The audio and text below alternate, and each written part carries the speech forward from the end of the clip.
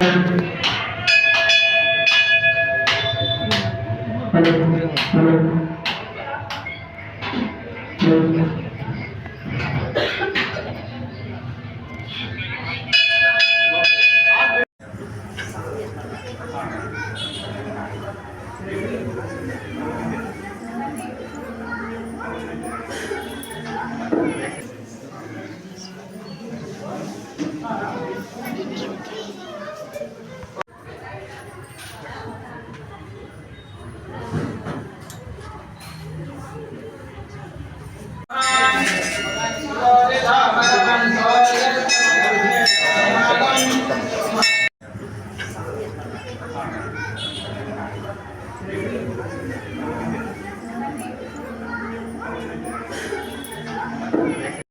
Friends, ಎಲ್ಲರೂ ಹೇಗಿದ್ದೀರಾ? ನಾನು ತುಂಬಾ ಚೆನ್ನಾಗಿದ್ದೀನಿ.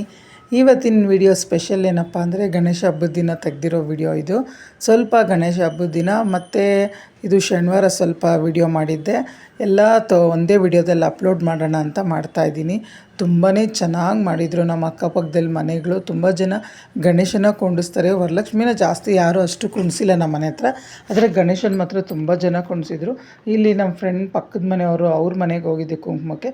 ಅವರು ಅಷ್ಟೇ ಸಿಂಪಲ್ಲಾಗಿ ಚೆನ್ನಾಗಿ ಕುಣಿಸಿದ್ರು. ಮಾತ್ರ ಇನ್ನೊಂದು ಮನೆಗೆ ಹೋಗಿದ್ವು, ಅಲ್ಲೂ ಅಷ್ಟೇ ಗಣಪತಿನ ತುಂಬ ಚೆನ್ನಾಗಿ ಮಾಡಿದರು. ನಾನು ಅಂದ್ಕೊಳ್ತಾ ಇದ್ದೆ ಯಾರೋ ಅಷ್ಟು ಗಣಪತಿ ಮನೇಲಿ ಕುಣಿಸಲ್ಲ ಅಂತ, ಆದರೆ ನಿಜವಾಗ್ಲೂ ತುಂಬ ಜನ ಮನೇಲಿ ಇಟ್ಟಿದ್ರು, ಪ್ರತಿಷ್ಠಾಪನೆ ಮಾಡಿದರು. ನೋಡಿ ತುಂಬ ಖುಷಿ ಆಯಿತು ನಿಜವಾಗ್ಲೂ. ಅವ್ರು ಟೋಟಲ್ ನಾನು 8-9 ಗಣೇಶ ನೋಡಿದೆ. ಇದು ಮಾತ್ರ ನಾನು ಹಬ್ಬದ ದಿನ ಎಲ್ಲರ ಮನೆಗೆ ಹೋದಾಗ. ಇಲ್ಲಿ ಮಾತ್ರ ಗೌರಿ ಮಾತ್ರ ತುಂಬ ಯುನಿಕ್ಕಾಗಿದೆ, ಯಾಕಂದರೆ ದೊಡ್ಡದಾಗಿ ತಂದಿದ್ದರು. ಈ ಆಂಟಿ ಮಾತ್ರ ದಸರಾ ಹಬ್ಬದ ಟೈಮಲ್ಲಿ ತುಂಬ ಅಂದರೆ ತುಂಬ ಚೆನ್ನಾಗಿ ಗೊಂಬೆ ಕುಂಡಿಸ್ತಾರೆ. ಎಷ್ಟು ಚೆನ್ನಾಗಿರುತ್ತೆ ಅಂದರೆ ಅವ್ರ ಮನೇಲಿ ಒಂದೊಂದು ಐಟಮ್ನು ಯುನಿಕ್ಕಾಗಿ ಅವ್ರು ಸೆಲೆಕ್ಷನ್ ಮಾಡಿರ್ತಾರೆ. ತುಂಬಾ ಚೆನ್ನಾಗಿ ಕಾಣಿಸೋ ಥರ ಮಾಡ್ತಾರೆ. ಎಷ್ಟು ಚೆನ್ನಾಗಿರುತ್ತೆ ಅಂದರೆ ನೋಡೋಕ್ಕೆ 2 ಕಣ್ಣು ಸಾಲದು ಅನ್ಬೋದು. ನನಗಂತೂ ತುಂಬಾ ಇಷ್ಟ ಆಯಿತು. ಆವತ್ತು ಬೇರೆ ತುಂಬ ಮಳೆ, ಅದೇನೋ ಗೊತ್ತಿಲ್ಲ, ವರಲಕ್ಷ್ಮಿ ಹಬ್ಬದ ದಿನ ಗಣೇಶ ಹಬ್ಬದ ದಿನ ಬೇಕು ಅಂತಲೇ ಮಳೆ ಬರುತ್ತೇನೋ ಗೊತ್ತಿಲ್ಲ. ಆವತ್ತು ಮಳೆ ಬಂತು. ಆವತ್ತು ನಾವು ಛತ್ರಿ ಇಟ್ಕೊಂಡು ಎಲ್ಲರ ಮನೆಗೆ ಹೋಗಂಗಾಯಿತು. ಯಾಕಂದರೆ ಇನ್ನು ಆಲ್ರೆಡಿ 8 ಗಂಟೆ ಆಗೋಗ್ಬಿಟ್ಟಿತ್ತು, ಲೇಟ್ ಆಗೋಗಿತ್ತು. ಇನ್ನು ಬೇಗ ಹೋಗಿ ಎಲ್ಲ ಮುಗಿಸ್ಕೊಂಬರೋಣ ಅಂತ ಎಲ್ಲ ಮನೆಗೆ ಹೋಗಿದ್ದಾಯಿತು. ಆದರೆ ಮನೆ ಮಾತ್ರ ಎಲ್ಲರ ಮನೇಲೂ ಮಾತ್ರ ತುಂಬ ಚೆನ್ನಾಗಿತ್ತು. ಇದು ನಮ್ಮ ಫ್ರೆಂಡ್ ಮನೆಯಲ್ಲಿ, ಕ್ಲೋಸ್ ಫ್ರೆಂಡ್ ಅವರು, ಲಕ್ಷ್ಮಿ ಅಂತ, ಅವ್ರ ಮನೇಲಿ ಕುಣಿಸಿದ್ರು. ತುಂಬ ಚೆನ್ನಾಗಿ. ಇವ್ರ ಮನೇಲಿ ಏನು ಪದ್ಧತಿ ಅಂದರೆ ಈ ವರ್ಷ ತಂದಿರೋ ಗಣೇಶನ ಬರೋ ವರ್ಷ ಅದನ್ನು ಬಿಡೋದಂತೆ ನೀರಿಗೆ.